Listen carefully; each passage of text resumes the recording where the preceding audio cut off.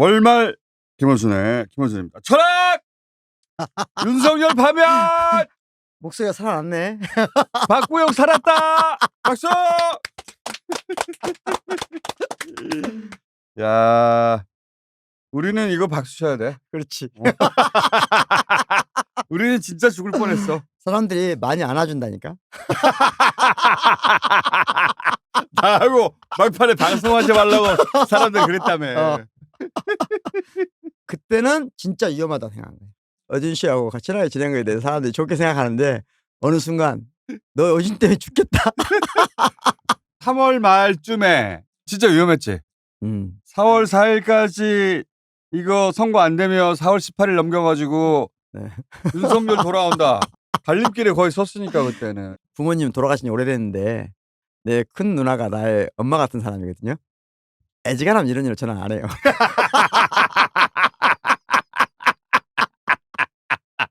연세가 많으신 분인데 뭐라고 전화하셨어? 너 그 사람 안 만나는 거야? 그 누님이 누님 혼자 생각이 아니야. 주변에서 누님한테 야 구형이 죽는다 죽어. 김원준하고 저렇게 다니다가 죽는다고 직접 전화 못하니까 누님한테 전화한 거야. 근데 또 끝나고 또 전화가 왔어. 아, 근데 너 때문에 내가 요즘에 칭찬을 많이 받는다 주변에서. 동생한테 고생 많이 했다고 꼭 전해주라 그러는데. 그 사람들이 똑같은 사람들이야. 그렇지. 진짜 흥미로운 건 학교 교정에 산책을 해보면 멀리서 나를 보고 피하는 사람이 있어. 근데 최근에는 멀리서 보고 와서 인사해. 가장 위험한 시기가 윤석열이 구속에서 나올 때. 그러니까 석방되고 나서 그때요. 석방된 이후로부터 3월 말까지 그 사이 제일 위험했지. 실제로. 지금도 나는 윤석열이 모든 에너지를 다 끌어모으면 예를 들어서 정치적 에너지 중에 0.1 정도밖에 안 된다고 생각해요. 그런데 그 사람들이 야기하는 행위가 대한민국 에너지의 10분의 1을 갉아먹는다. 그래서 빨리 구속해야 된다. 나도 그렇게 생각해. 예, 그게 아주 중요하다. 어진 씨 경우도 그 가치 없는 것을 계속 추적을 해야 되거든. 그러니까 에너지를 써야 되잖아. 에너지를 써야 돼. 아무 가치도 없는 거지. 그리고 사람들이 그로 인해서 스트레스를 받아. 밖에 나와 있던 자체가 윤석열 하면서 삐 자체 처리. 마무리가 안 된 것 같죠. 마무리가 안 됐죠. 빌런이 밖에 나와 있으니까 그렇지. 사람들이 한쪽 구석 마음에 찜찜함이 남아 있어요. 그거 정리해야지. 자, 오늘 주제 뭡니까? 일단 나는 이번에 문영배 헌법재판관 훌륭해. 네, 헌법재판관님이 굉장히 큰일을 하셨다고 보거든요. 큰일 했죠. 이분을 탄생시키는 그 배경으로 가보면 어른 김장하라는 분이 있어요. 그렇죠. 최근에 영화 중에 추천을 하고 싶은 게 위로가 되는 영화예요. 어른 김장하. 또 하나는 두 교황이라는 영화가 있어요. 혹시 보셨는지 모르겠는데. 봤어요. 가톨릭 교황청에서 봤을 때 가장 보수적인 교황이 라칭어라는 사람이었어요. 그 사람이 스스로 내려와서 가장 진보적인 교황한테 그렇지. 스스로. 예, 자리를 넘겨주는 이야기잖아. 굉장히 재밌지. 그러니까 나는 그게 좌우가 상상할 수 있는 가장 아름다운 모습으로 봤어요. 그거는 그 경지에 도달한 종교인들이라 그러니까 가능한 거고. 그런데 프란시스코 교황님 돌아가셨잖아요. 그분도 굉장히 훌륭하신 분이거든요. 훌륭한 분이. 사실은 가톨릭 역사에서 그렇게 훌륭한 교황님 흔치 않아요. 흔치 않은데 그 영화를 한번 보시면 위로가 돼요. 인간에 대한 신뢰로부터 계몽주의, 휴머니즘이 시작됐거든요. 그런데 1차 세계대전을 겪으면서 인류가 가장 큰 희망을 품었던 인간에 대한 믿음이 붕괴돼요. 그럴 수밖에 없었지. 그때는. 그래서 1차 세계대전이 인간의 잔인성을 극단적으로 보여주거든요. 그것에 대한 반작용으로 파시즘이 생겨나요. 히틀러가 나오고. 네, 히틀러가 나오고. 그러면서 뭐 인간 강팍함. 그렇죠. 그 극단을 경험하잖아, 우리 그렇죠, 모두가. 그렇죠. 그런 그 인간에 대한 불신이 극도로 강해진 이 시점에서 두 교황하고 어른 김장하를 봤으면 좋겠다. 그런 추천을 드리면서. 문영배 헌법재판관이 사실 헌재재판 늦어지면서 욕도 많이 먹었어요. 그렇죠. 다 지나고 보니 이분이어서 가능했겠구나. 그렇죠. 그리고 그 퇴임사를 읽어보면 이분이 어떤 기조 위에서 이걸 이끌어왔겠구나가 알 수가 있어요. 저도 그거 보고 아, 이 사람이어서 됐구나. 그렇죠. 이분이 얼마나 법 철학적으로 고민했는가를 그걸 내가 오늘 이 퇴임사 몇 구절을 가지고 설명을 해주겠다는 거예요. 우영배 얘기를 하면 조희대 얘기를 하지 않을 수가 그렇죠. 없게. 조희재야, 조희대야. 조희대 대법원장, 헌재재판소 소장과 대법원장이 지금 상극의 역할을 지금 하고 있거든요. 그렇죠. 대륙법과 영미법이 있단 말이에요. 대륙법은 학교 다닐 때 배우잖아요. 성문법 이런 식으로 배우잖아요. 독일. 독일은 기본적으로는 모든 걸 이성적으로 사유하려고 그래요. 대륙법이야 그게. 그게 대륙법이에요. 대륙법의 가장 큰 기초는 뭐냐? 실천 이성. 여기서 대륙이라 하면 유럽 대륙을 의미하는 거예요. 독일 프랑스가 주도하는 대륙. 코딱지만 하는 것 같이 대륙법이라고. 그렇지. 솔직히 우리가 보면 아시아 대륙 좀 해야지 그렇지, 대륙법이라고 하지. 자기들끼리 만든 말이니까. 그러니까. 자기들 말이니까. 그러니까 아시아처럼 중국이나 인도처럼 거대한 나라가 있는 게 아니고 쪼밀쪼밀한 것들이 합쳐서 콘티넨탈이야. 그러니까 컨티넨탈 브렉퍼스트도 있잖아. 그렇지. 아메리칸 브렉퍼스트하고 차이가 있잖아. 그러니까 거기서 대륙은 다 유럽이야. 그렇죠. 대륙법의 가장 중요한 특징은 뭐냐? 이성을 통해서 하는 거예요. 이성. 실천 이성. 이성의 기초 위에서 법을 쌓는 거예요. 논리적 정합성. 그렇죠. 논리적 정합성. 인간이 합리적 이성을 가지고 있다는 그 믿음의 기초 위에서 이성의 토대 위에서 법을 체계화시켜요. 오케이. 그러니까 이 법은 이성적으로 조밀하게 만들어진 거예요. 이성의 거대한 그물 안으로 현실을 들어와서 현실을 이 이성의 법정 안에서 판단하는 거예요. 오케이. 이해했어요. 그러니까 대륙법적 훈련을 받은 사람들은 원칙까지 공부하면 좋죠. 그러니까 실천 이성을 어떻게 사용하고 실천 이성이 어떤 모순에 봉착했을 때 어떻게 한다 이렇게 있잖아요. 그 대륙법을 훈련을 제대로 받으면 그것도 나름대로 장점이 있어요. 근데 어떤 경우가 있냐면 자 형사법은 공부하지 않고 형사소송법만 공부했다고 쳐봐요. 직위원? 그렇지. 대륙법이 발전을 하다가 보면 소송법이만 발전하는 거예요. 절차. 이런 쪽으로 특화돼서 법조인이 되는 경우가 있어요. 그게 이제 법기술자라고 부르지. 그렇죠. 그게 법기술자예요. 그걸 서양에서는 법치주의라고 안 하고 리걸리즘이라고 리걸리즘. 독일말은 레갈리스무스. 그러니까 이것은 우리가 말하는 법치주의가 아니에요. 법 절차에 맹종하는 법기술자주의예요. 이거를 우리가 들여와가지고 자꾸 법치주의라고 우기고 있지. 그렇죠. 그게 법치주의 아니에요.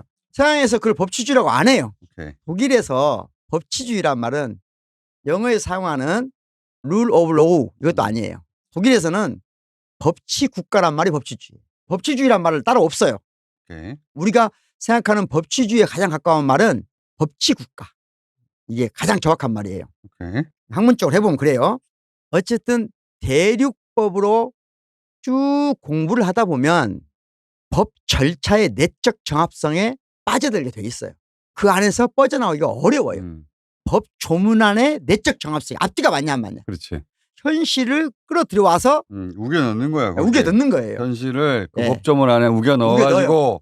그 안 맞는 건 걷어내버리고 그렇죠. 요 죄를 지었다라고. 거기가 싸우는 거예요. 그러니까 실천 이성이 어느 순간 도구적 이성으로 변모돼 버려요. 오케이. 이성이 실천적인 이성이 아니라 실천적 힘이 있는 이성이 아니라 어느 순간 뭘로 바뀐다? 이성이 도구화 돼 버려.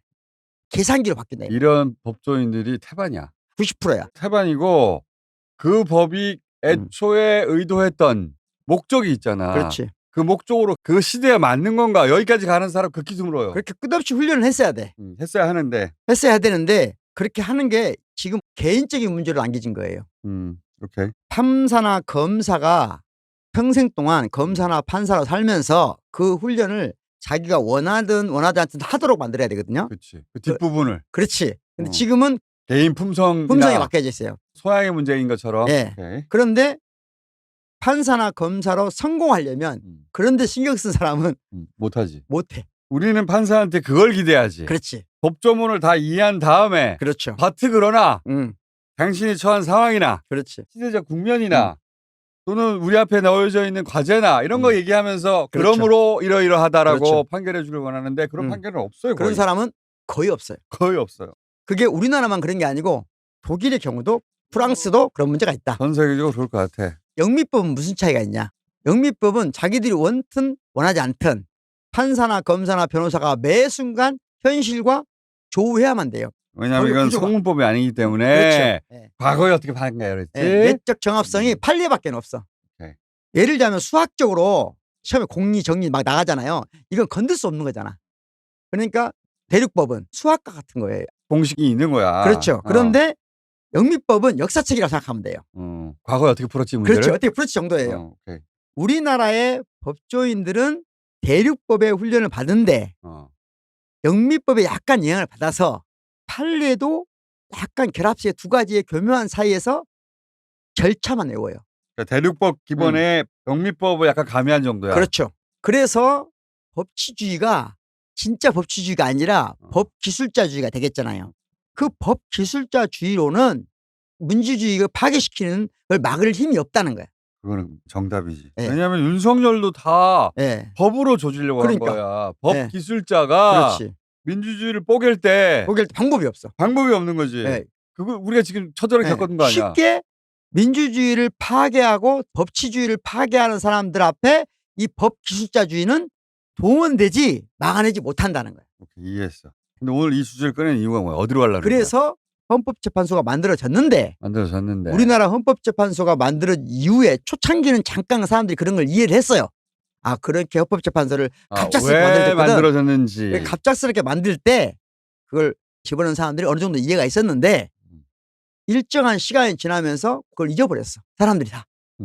대법원하고 헌법재판소하고 차이가 뭔지에 대해서 혼동스러워한단 말이야. 초창기부터 지금까지 이어지는 대법원과 헌재 갈등이 뭐냐면 대법원이 사법부 최후의 보루지 헌재는 아니다. 그렇죠. 대법관이 못된 애들이 가는 거야. 헌재 재판관으로는. 그렇죠. 이라고 대법원에 항상 생각했고 헌재 재판관들은 그걸 알아. 그렇지. 그래서 그 지위를 역전시키려고 노력했는데 성공하지 못하다가 박근혜 때 탄핵을 하면서 헌재 위상이 크게 올라갔거든요. 그러니까 헌재가 가장 큰 실수는 수도 이전 문제 관련해서 그렇지. 관수범법이라는 논리로 그것은 병신과 같거든. 그렇지. 그건 희대의 판결이야. 네, 희대. 그건 세계 역사에 길이길이 나올 만한 옛날에 사법살인 한 거 있잖아요. 사법살인에 못지않은 기이한 판단이야. 그거는 노무현이 싫어서 그런 거야. 그렇지. 그럴 정도로 오염되어 있었다는 거예요. 오케이. 자, 그런데 문영배 재판관님이 퇴임하시면서 첫 번째 문장 이 말이에요. 이건 읽어봐야 돼요. 그 문장을 쓰기 위해서 노력을 엄청 했을 거야. 다른 사람들은 이해 못해도 우리 월말을 듣는 분들은 이걸 이해했으면 좋겠다. 이 문장이 어떤 의미냐? 예, 그렇죠. 철학적으로 이해해보자. 헌법재판소가 헌법이 부여한 사명을 다하기 위해서는 그 다음 말이 중요해요. 사실성과 타당성을 갖춘 결정을 해야 된다고 생각합니다. 이 말을 이해해보자. 예, 이거 어려운 말이거든요. 사실은 이 관련해서 가장 유명한 책이 한 권 있어요. 짧게 이해시켜줘. 그러니까 대선 전까지 들을 내용이 이게 엑기스여야 되기 때문에 공부 너무 많이 하면 안 돼. 알았어. 공부는 대선 끝나고 나서 해. 오케이. 첫 번째, 사실성과 타당성을 다 갖춰야 된다는 거예요. 사실성도 있고 타당성도 있어야 된다. 네. 여기 사실성이라는 게 지금까지 쭉 얘기했던 대륙법의 그 법기술주의에 가까운 건가? 사실성 그러면 팩트거든, 팩트. 법에서 팩트가 뭐지? 팩트가 문구를 말하는 거 아니야? 그러니까 어준 씨가 공부를 한 사람인 거야. 예? 사람들이 사실성 그러면 어떻게 생각하냐면 아, 실제 일어난 일, 법 바깥에서 우리가 눈으로 봤던 내란 이거 사실인 줄 알거든. 그리고 타당성 그러면 그 법조문 이렇게 생각해. 법에서는 그런 말이 전혀 아니야. 내가 한 말이 맞지? 맞지. 그렇지. 이 통법이 내가 진짜. 그러니까 법에서 사실성이란 뭐야? 법에서 사실성이란 한마디로 말하면 법체계 안에서의 사실성. 그러니까 법체계 안에서 사실성이라고 하는 것은 자, 법이 가장 사실로 생각하는 게 뭐겠어요? 법조문이에요, 법조문. 그러니까. 월말을 들으신 분들은 이걸 이해하셔야 돼요. 일반인들은 이거 이해하기 어려워요. 왜냐하면 개념적 큰 혼란이거든. 사실 그러면 우리가 일상적으로 생활 속에서 느끼는 게 사실이라고 생각하거든. 법이 아니라 법 바깥에 현실. 그런데 법조인들 리걸 마인드를 훈련받은 사람들에게 팩트란 법 조문주의예요. 그 조문의 바깥에 있는 실제 사건이 어떻게 걸려드느냐의 문제지. 그렇지. 그러니까 그 사실성도 중요하다는 거예요. 그것도 중요해. 예. 이거는 대륙법도 중요하고 비슷한 말이야. 오케이. 그런데 법 조문의 타당성은 어디서 오냐 이게 가장 어려운 주제예요. 그 법 조문이 타당하느냐 예. 아니냐는 시대하고도 맞아야 되고. 예. 자, 이럴 때 타당성의 기초가 리걸리즘에 있다라고 하는 주장이 있어. 그게 법 실증주의예요. 그러니까 타당성조차도 법 내에 찾아야 된다. 법 내에 찾아야 된다. 끝까지. 오케이. 그게 대륙법을 공부하다고 해서 끝까지 온 사람들이 대법관들이야. 그러니까 대법관으로 훈련받은 사람들은 타당성도 합법성에서 와야 된다. 주장이. 법 탈레반들이네. 그렇죠. 이게 대륙법에서 훈련받고 일본 제국주의 시절에 훈련받고 현재 대한민국의 법관들을 훈련시켜온 과정이 전부 이 철학에 기초하고 있어요. 그러니까 법 근본주의자들이야. 오케이. 그러니까 이분들은 타당성조차도 어디서 온다? 합법성에서 온다. 합법성이라는 건 결국 다시 돌아가가지고 법 조문 안에서 나오는 거니까. 순환 논증이에요. 뺑뺑이네, 뺑뺑이. 뺑뺑이야. 법 안에서만 노는 거야, 씨발. 이런 거죠. 쉬운 예로 엄마 우리 집 부자야? 가난해. 왜 가난해? 돈이 없어. 왜 돈이 없어? 가난하니까. 왜 가난해? 돈이 없다니까. 이런 거야. 순환의 고리가 좀 복잡했을 뿐이지. 좋은 예는 아닌 것 같다.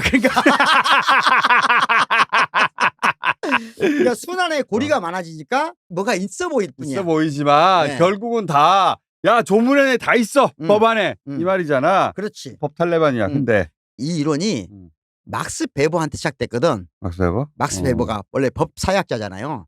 법철학자이고 법사학자거든요. 막스 베버의 지식사학이라는 것이 기본적으로 여기서 시작됐거든. 이런 새끼들하고 놀면 안 돼. 진짜 답답해 이런 새끼들. 옛날에 막스 베버 다른 거 생각나요?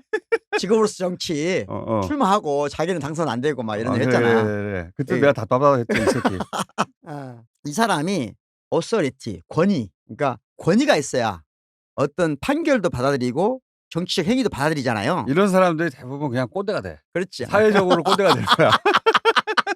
자, 여기서 이제 중요한 단어가 그렇게 타당성이 되는 거네. 문제야. 타당성이 거기서 오는 게 아니다. 그렇지. 어디야? 문영배 재판관님께서 사실성과 타당성을 분리시켜서 말하는 자체가 이미 법기술자주의를 비판하는 거야. 오케이, 이해했어.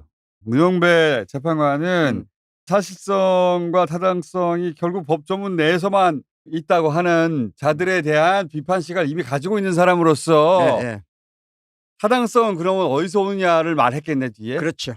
타당성 어디서 오느냐 같이 말하지. 그러면 문영배 재판관이 철학자가 아니니까 우리가 그걸 추론을 해야지. 철학자가 아니라 법을 다루는 사람으로서 말을 했을 뿐이나 그 의미는 철학적으로 보자면. 그래서 내가 보기에는 이분이 공부를 한 게 있어.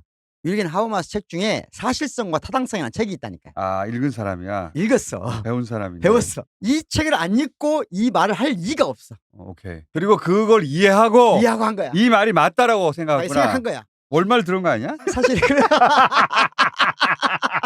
저한테 누가 문자를 보냈다 그랬어. 문영배 재판관님하고 언제 테니스 한번 치시면서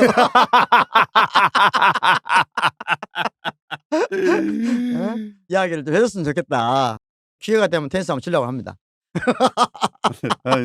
퇴임새까지 다 듣고 나서 어떤 사람인지 알게 됐는데 참 마음에 들더라고. 그렇지. 좀 이따가 조의대 얘기도 할 건데 묶어가지고 일단 공부 빨리 끝내고. 사실성의 기초는 끝까지 가면 뭐냐 그게 법치주의야. 법 체계 안에서 최대한 법의 논리에 맞게 하는 거예요. 법 기술자주의로 빠질 수 있어요. 이것만 하면. 하지만 이건 법치주의 자체로서 가치가 있어. 이때 가장 중요한 법치주의의 목적이 뭐냐 이게. 법이 통치하는 것을 우리가 왜 받아들이냐는 거예요. 법의 지배를 왜 받냐고. 그럴 때 우리가 동의를 하는 이유는 그러니까 법치주의의 가장 중요한 목적은 딱 하나예요. 기본권 보장이에요.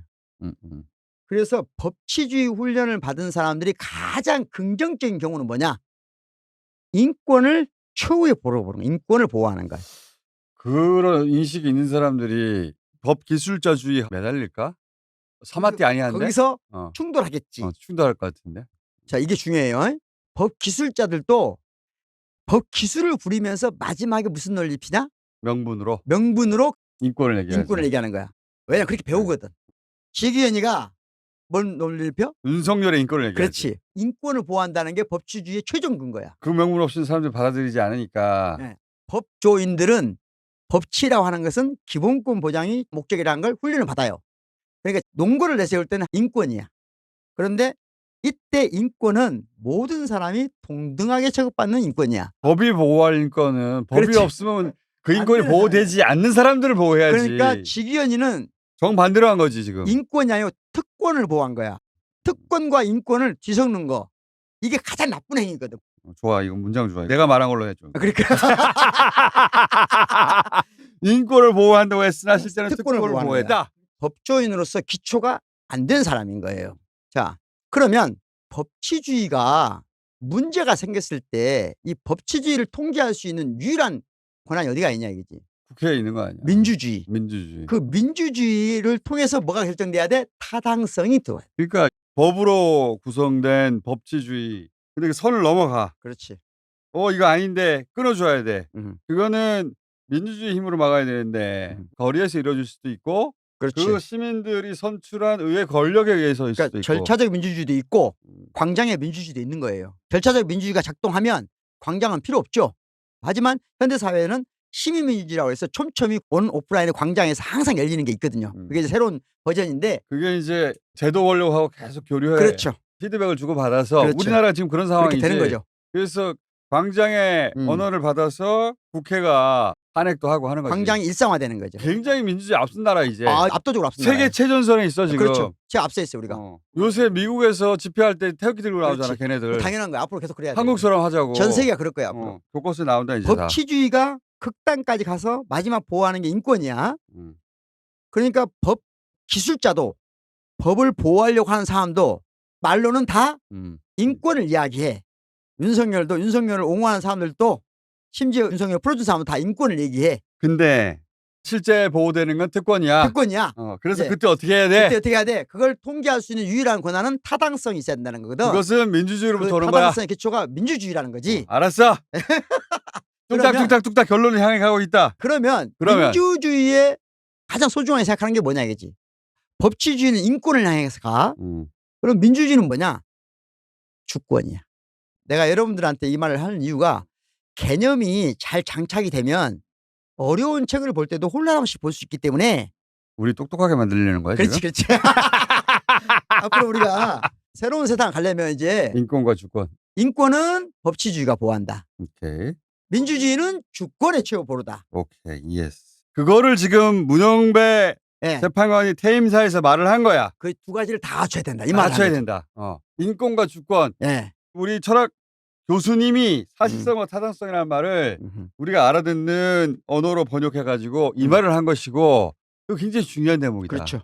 문영배 재판관이 아, 이 재판을 이끌어가면서 뭘 생각했냐면 법 조문 내에서의 내적 정합성 빠집시다. 보수 재판관 3명이 절차주의 그렇죠. 절차를 가지고 시비를 걸었다고 하는데 그것도 중요합니다. 그렇죠. 중요합니다. 그러나 주권자의 의지도 중요합니다. 오케이. 그러면 두 가지를 다 갖추려면 어떻게 해야 됩니까? 주권자의 의지만 강조하자 면 이렇게 할 수 있거든요. 그러면 광장은 양분돼 있는데요? 그렇지. 이런 논리를 펼 수 있잖아. 그러면 이 두 가지가 충돌을 펼쳤을 때 어떻게 이끌어 갈 것이냐. 그게 토론이다. 그게 토론이고. 그래서 시간이 걸렸다는 거 아니야? 그렇죠. 주권자의 의지, 즉 민주주의의 타당성은 어떻게 구축되는가 할 때 세 가지 버전이 있어요. 주권자가 감정적으로 주장할 수도 있잖아요. 극단적인 예를 하나 들어볼게요. 법치주의에 가면 윤석열은 사형 선고할 수 있습니까? 없습니까? 할 수 있지. 할 수 있죠. 그런데 인권 보호라는 근거에 기초했을 때 지금 대한민국의 법치주의로는 집행하면 됩니까? 안 됩니까? 안 되지. 거기까지가 지금 대한민국의 합의사항이에요. 현재까지는. 사형 집행은 안 하자고 대한민국이 법치주의의 기초로서 합의된 거야. 그렇지. 자, 여기까지 이해했죠? 그런데 국민들이 보기에 이건 역사적 심판이고 다른 사람은 몰라도 윤석열과 내란 주모자들은 이번에 사형을 집행해야 된다고 결정을 했다고 쳐봐. 민주주의 광장에서. 그래서 그걸 강하게 압박을 해. 그러면 민주주의의 요구는 사형 집행이야. 그런데 그 법을 집행하는 사람 입장에서는 그걸 수용하면 안 돼. 충돌이 일어나. 이런 사례가 유럽에서는 굉장히 많았어요. 최근에 많이 일어난 사건이에요. 대표적인 사건이 뭐냐면은 독일에서 20년형을 받은 사람이 있었는데 성폭력범이에요. 무슨 이유 때문에 잠깐 휴가가 나왔어. 나왔는데 어떤 여자를 강간하고 살해를 했어요. 그 기간 동안 또. 예, 그 기간 동안. 그러니까 독일 전체가 공분에 쌓여서 독일은 사형 안 되거든요. 어. 사형이 안 되니까 이런 사람들은 영원히 감옥에서 못 나오게 하자. 아예 사면도 불가능하게 모든 걸 어. 차단하는 법률을 만들어 하니까 어. 국회의원들이 했어. 독일 국회의원들이. 하도 민주적인 요구가 강하니까. 워낙 또 끔찍한 사건이고. 워낙 끔찍한 사건이고 그러니까 했어. 어. 근데 유럽 법정에서 헌법에 불합치됩니다. 유럽 헌법에. 반인권적이다. 반인권적입니다. 어떤 한 사람의 자유를 영원히 뺏어간다는 건 반인권적이다. 자, 이럴 때 충돌하는 거잖아요. 그러니까 주권을 어디까지 인정할 것인가가 중요한 주제가 된 거예요. 광장에서 다수결로 합의하면 주권인가? 사회 계약 모델이라고 하거든요. 그것을. 이 정도는 사형을 하는 것으로 받아들이자. 아니다. 사형 제도는 유지하되 집행은 반대하자. 아니야. 무기징역으로 내려야 돼. 아니야. 무기징역도 반인권적이야. 이런 식으로 변해가는 때 그걸 합리적 이성을 가진 사람들이 계약에 기초해서 하는 걸로 할까? 아니면 촘촘한 다양한 담론 과정에서 중첩적으로 합의되는 걸 기다려야 될까? 후자가 합리적인데. 그렇지. 유리겐 하버마스 이론인데 내가 보기에 문영배 재판관이 그 표현을 쓴 이유는 그래서 그렇지. 다양한 법관들이 들어와야 된다고 했다. 그렇지. 그래서 이분이 세 가지를 요구해. 헌법재판소가 위기 상황을 막을 수 있는 최후의 장치가 되려면 자기가 이번 절차를 이끌어 보니까 위험하다고 느낀 거야. 문영배 재판관님이 아슬아슬하게 이번 재판을 끌어냈지만 위험하다고 보기 때문에 이걸 보완해달라고 국민들한테 호소한 거예요. 첫 번째가 뭐냐? 재판관 구성이 다양화돼야 됩니다. 이거 아주 중요한 문제예요. 오케이. 지금처럼 동종 교배 집단으로 헌법재판소를 만들어 놓으면 어느 순간 훅 갈 수 있다. 그러니까 육사로 다 채우면 구테타 나오는 거야. 마찬가지야. 동종 교배 집단은 집단 사고에 빠지면 더 위험하다. 이건 반드시 고쳐주라는 거예요. 그래서 헌법에 대해서 이해가 깊은 교수라든가 변호사 출신이라든가 여러 사람을 넣어야 된다. 여러 사람들. 이것은 그러니까 내란 행위를 단죄할 수 있던 힘을 개인 재판관의 역량이나 도덕성에 기초하면 안 된다는 거예요. 두 번째가 뭐냐? 더 깊은 대화가 필요하다. 헌법 재판관들끼리만 논의하면 안 된다는 거예요. 세 번째는 지금 말하자면 양극화돼서 헌재를 무시하는 이유가 뭐냐? 첫 번째, 두 번째 조건 때문에 그렇다. 첫 번째는 금방 이해되잖아요. 구성을 다양하게 한다. 두 번째가 더 어려운 말이야 사실은. 헌재의 판결을 심의 민주주의에 기초해야 된다. 헌재라고 하는 기구가 어떻게 헌법소의 최후의 보루가 될 수 있을 것인가 앞으로도 거기에 대한 통찰을 담은 자기 경험담을 담은 이야기잖아요. 그래서 헌재를 대법원이나 지금 3심제도에 있는 것처럼 폐쇄된 공간이 아니라 구멍이 숭숭숭 뚫리게 해라. 민주주의의 바람이 들어올 수 있도록 이 말이거든요. 그거는 일단 대선 끝나고 생각해 봅시다. 그렇지. 오케이. 나는 다른 각도에서 사실 문영배 재판관을 굉장히 인상적으로 봤는데 왜냐하면 이제 조희대 대법원장이 엘리트 보수 법조의 적통이라고 아마 스스로 생각할 것이고 양승태 픽이잖아. 근데 그 조희대 대법원장은 지금 헌재가 헌법소의 최후 보루로 대중들로부터 인정받는 게 굉장히 자존심 상할 거야. 그렇죠. 지금 이재명 사건을 갑자기 사상 최초로 소부로 간 걸 2시간 만에 끌고 와가지고 지금 일주일도 안 되는 사이에 2번이나 열었잖아요. 사상 최초의 전부 다. 엄청난 속도전을 하는데 그래서 시선들을 자기한테 다 지목시켰잖아. 한편에서는 이재명 대선 전에 털어주려고 하는 거다. 이런 시각도 있고 또 한편에서는 어떻게든 흠집을 내려고 하는데 예를 들어서 유죄 파기환송한다든가 그런데 빨리 하기 위해서 전원 합의체로 끌고 왔는데 이게 아이러니야. 전원 합의체로 끌고 가는 이상 12명이라 자기 마음대로 못해서 못하지. 속도를 낼 수 있지만 결과는 그렇죠. 자기 뜻대로 안 될 것이다. 그렇죠. 이런 얘기도 하거든요. 네. 근데 무리수란 말이죠. 그 무리수가 보수의 요청을 받아들여서 어떻게든 조금이라도 해보려고 하는 것도 있을 수 있지만 저는 그 밑바닥에는 사법의 최고 정점은 대법원이라는 말을 하고 싶어 하는 거라고 나는 이해하거든요. 그렇죠. 서울에 근무하는 판사를 경판이라고 그래요. 그리고 지방에 내내 머무는 판사를 향판이라고 한다고. 그렇지. 서울에 근무하는 경판도 순회 근무할 때 지방에 갔다 오면 흑판이라고 그러고 서울에만 있는 백판이 있어요. 판사 골품이 있어. 그렇지. 그래서 향판이 예. 대법관이 되는 건 하늘의 별따기야. 그렇죠. 98년에 조문재 법관인가? 향판이 30년간 지방만 돌다가 대법관이 된 게 엄청난 화제가 됐을 정도예요.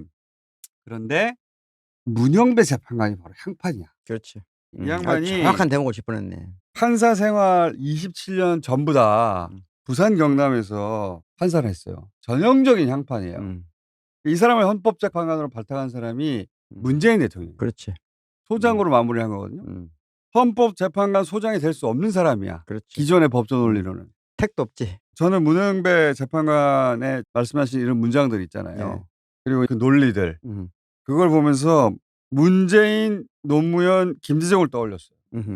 판사 세계 맨 아래 계급에 있던 향판을 끌어올려서 헌법재판관으로 임명한 것은 김대중, 노무현으로 이어지는 그 역사, 그 진보의 정신세가 그렇게 한 거거든요. 그 역사가 또 현재를 구했구나. 그렇지.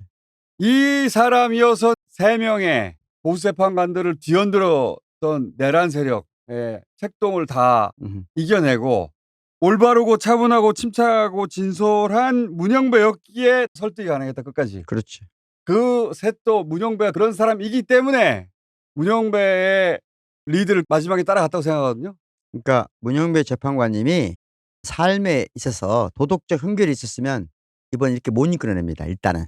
다시 한번 한강 작가가 맞구나. 김대중, 노무현, 문재인을 잇는 그 과거가 임명해둔 문영배였기에 결국은 이번 8대 0이 나왔다. 그렇죠. 그런 생각을 한 게 하나가 있고 요건 대선하고 연결돼 있잖아. 그렇지. 이 얘기를 하려고 그런 거야. 아, 대선. 내가 깜빡 잊었네. 또 하나 내가 대선 전에 이 방송을 들으실 분들을 위해서 하고 싶었던 얘기가 또 있어. 이거 관련해 가지고.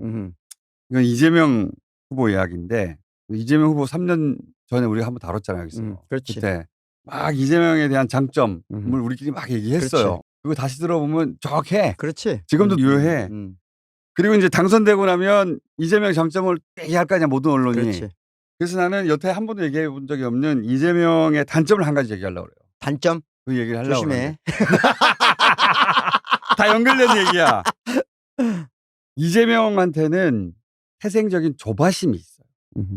나는 그 조바심을 이해해요. 내 20대를 돌아보면 그래. 나는 어릴 때부터 머리가 참 좋았어요. 아니, 지금도 좋아? 자연과학이든 인문학이든 공식이나 원리가 이해 안 되는 게 없었어요. 난. 그래서 10대 때는 어떻게 생각했냐면 연구대 공부 못하는 애들이 가는 거야. 진짜 그렇게 생각했다고. 근데 여차저차해서 똑 떨어졌네 서울대를? 씨발? 그때는 이제 운 얘기하고 했는데 운이 작용할 여지를 없애는 게 실력이야. 그러니까 실력이 없어 떨어진 거야 내가.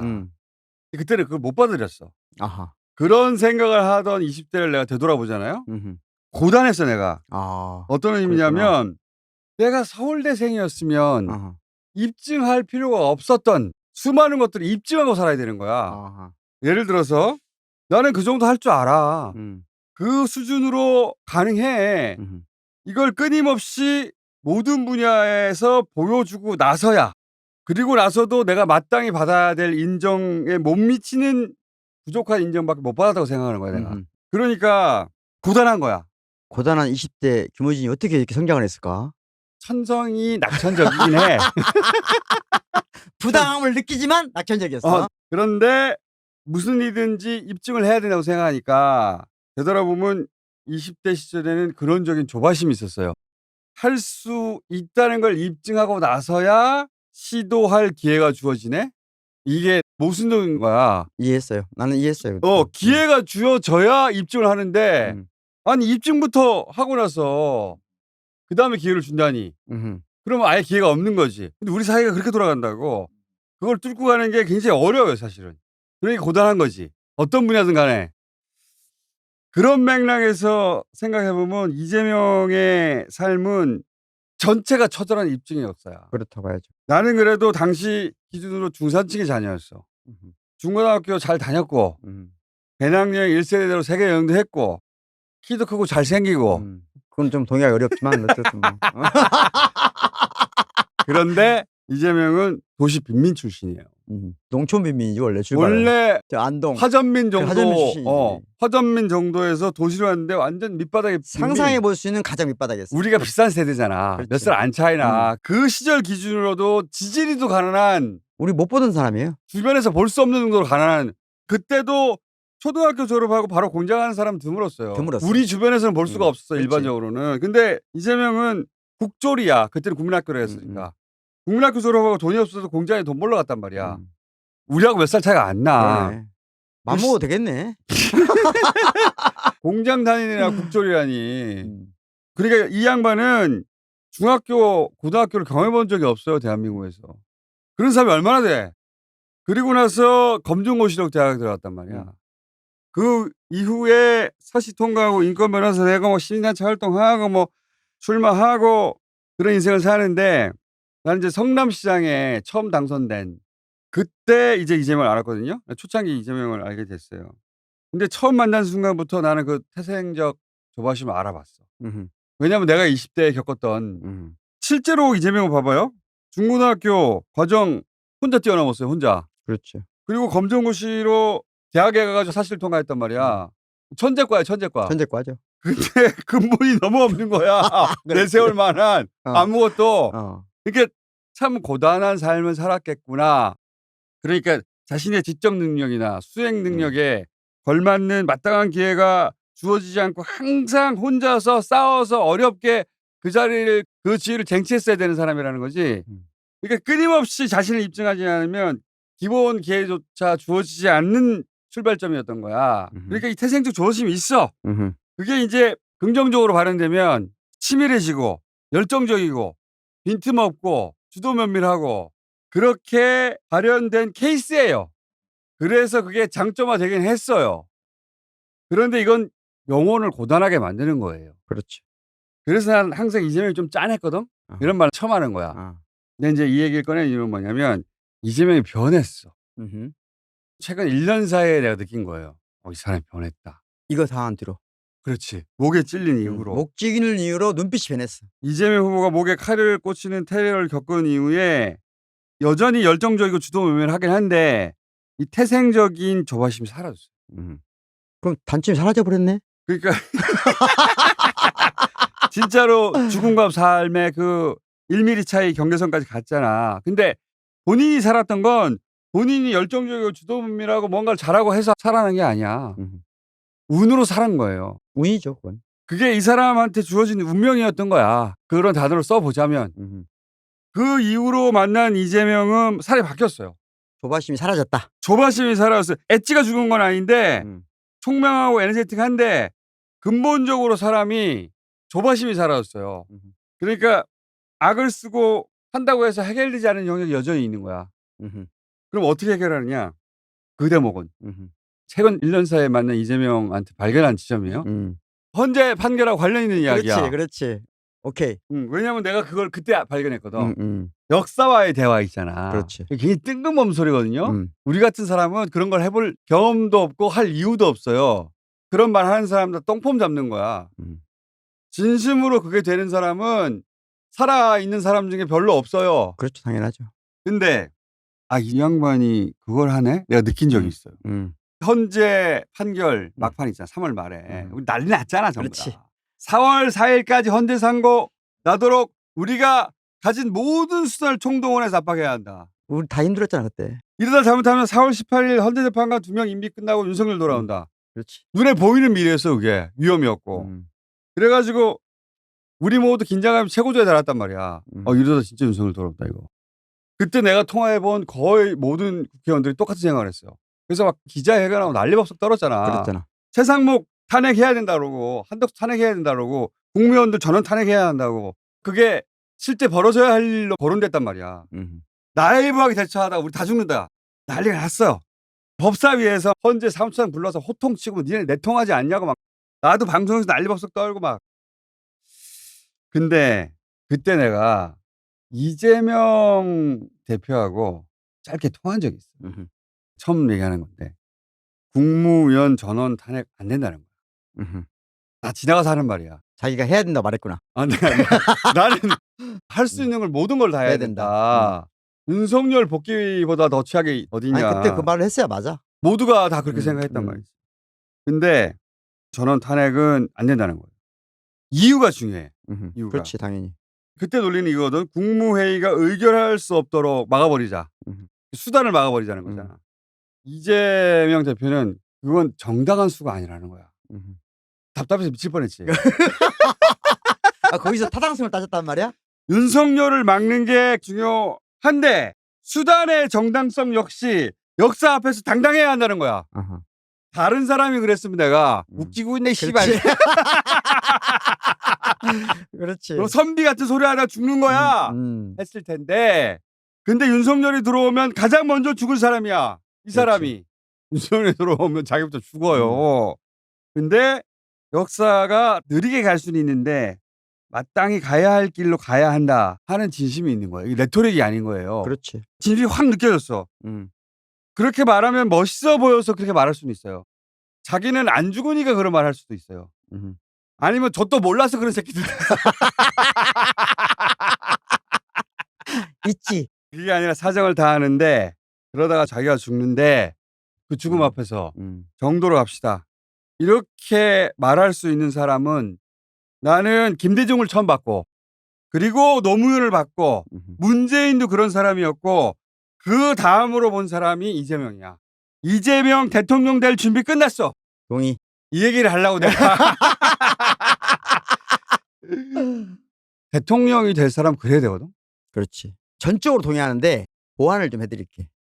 최근에 전국 보고 있잖아요. 그거 보면서 내가 알았어요. 본인은 어떻게 알았어? 나는 이재명 대표를 어준 씨보다는 잘 모르잖아요. 그런데 나는 이재명 대표가 기본적으로 우리하고 다른 집안에 있다고 생각했어요. 어준 씨나 나는 어린 시절에 유복한 사람이야. 유복한 사람이야. 정서적으로 굉장히 안정돼 있어. 우리는. 그렇지. 누가 뭐라고 해도 나하고 어준 씨하고 쉽게 통하는 게 뭐냐면은 기본적으로 어린 시절에 유복해서 정서적 안정감이 있어. 우리는 잘났죠. 그렇지.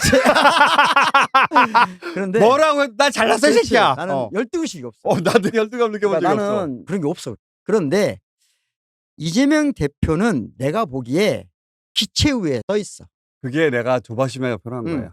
아까 보인 모습이 처음부터 그랬을 것 같아? 아니야. 이 양반이 진화의 진화를 거듭해서 여기까지 온 거예요. 그러니까 이재명 대표는 조급증 있는 것처럼 보일 수가 있어. 막 귀도 얇군 같고 막 정신없을 것 같고 욕심이 많아 막 이렇게 보일 수 있어. 그런데 내가 본 이재명 대표 가장 중요한 특징을 뭐라고 말하냐면 이재명 대표는 짧은 대화가 누구하고나 가능하다. 그거 맞아. 가장 똑똑한 사람하고도 아무것도 모르는 사람하고도 아무것도 없는 데서 출발해서 여기까지 와서 그래. 그러니까 이건 김대중, 노무현, 문재인이 안 가지고 있는 거예요. 이재명 대표를 새 시대의 지도자라고 보는 이유가 첫 번째야. 두 번째는 뭐냐. 내가 만난 정치의 고관여층, 정치 좀 안다는 사람, 그 사람들은 정보를 취합할 때 아주 간단한 예를 들어볼게요. 지금 광주에 기자가 왔어. 광주에 여론을 수집한다고. 이재명에 대한 찬성이 6, 반대가 4네요. 이렇게 말해. 그런데 바닥으로 내려가잖아요. 그러면 99대 0.1이에요. 그렇지. 기자들이 와서 누구를 만났냐에 따라서 세상이 달라 보이거든. 자, 이재명 대표는 의견을 수합하는 방식이 그물을 전방위적으로 저 밑에까지 깝니다. 맞아. 이런 사람은 한 번도 못 봤어 나는. 우리가 보는 게시판부터 시작해가지고 그렇지. 국회의원들로부터 직접 듣는 것까지 다 빨아들여. 그러니까 떠돌아다니는 저 온라인에 다 긁어. 다 긁습니다. 지난번 총선이나 이런 거 이끌 때 자기는 병입병 선택할 때 그렇지. 그 힘은 어디서 나왔을까? 그 사람의 실천이성 머리 좋아서 전략적에서 아니에요. 전략에서 나온 게 아니야. 전략으로 했으면 그때 병입병 했어야 돼요. 전략에서 나온 게 아니고 그게 역사와의 대화라고 내가 표현한 멋지게 표현했어. 거기서 나온 거예요. 흔들리는 기초 위에 있지만 공중에 떠 있는 것 같은 삶이지만 의견을 수렴할 때 정보를 빨아들이는 그 실핏줄이 실개천이 국가 전체에 아주 촘촘하게 내려앉아 있기 때문에 이 사람의 최종 결정이 안정감이 있는 거예요. 그래서 정규제한테도 다 한 거고. 그렇지. 이재명 대표가 지금까지 결정해온 것이 영리해서가 아니고 어준 씨도 그렇게 크게 성장한 거거든. 어준 씨가 여기까지 올 때 머리 좀 좋은 사람들 맞듣고 온 게 아니거든. 자 밑바닥에 촉수를 대고 이놈 빨아들여서 촥 하는 거잖아. 그런데 그런 정치인을 만나기 굉장히 어렵습니다. 그런 사람이 나타난 거예요. 이재명 대표가 대통령이 되면 독재를 할지 모른다. 성급하게 뭔가를 잘못된 방향을 이끌어갈지 모른다라고 생각하는 사람이 있어요. 아니야. 이분은 집단 지성을 신체화한 인격체예요. 맞는 표현이에요. 예. 중간중간에 중요한 의사결정이 있으면 막 떠봅니다. 여기저기 찔러서. 담론이 활성화대로 만들어요. 다 들어. 다 듣습니다. 예를 들어서 지난 지도부에서 정청래 의원이 연동형 안 된다. 난리치고 최전선이 떠들고 그랬단 말이지. 그 얘기를 다 들어줘요. 그렇죠. 그래서 넘어갔나 음. 싶은데 결정할 때는 이재명 대표가 결정을 연동형을 했잖아요. 네. 그런데 병립형으로 가려고 한다고 생각하고 쫙 당이 움직였단 말이에요. 다른 사람들은 그렇게 생각했어 대다수가. 생각했고.